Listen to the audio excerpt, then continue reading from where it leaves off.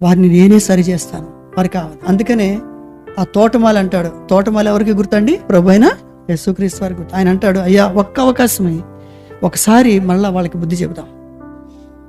నువ్వు చాలా తప్పిపోతున్నావు, నువ్వు చాలా లోకాన్ని దృష్టిలో పెట్టుకొని నువ్వు ప్రభువు కొరకు జీవించే జీవితంలో నువ్వు చాలా నష్టపోతున్నావు. ఇలా కాదు నీ జీవితం, ఇది కరెక్ట్ కాదని తెలియజేస్తాను. వాళ్ళు తెలుసుకుంటారు, పశ్చాత్తాపడతారు, నీకు కావలసిన ఫలాలు నీకు ఇస్తారయ్యా, అట్లా చేస్తా నేను.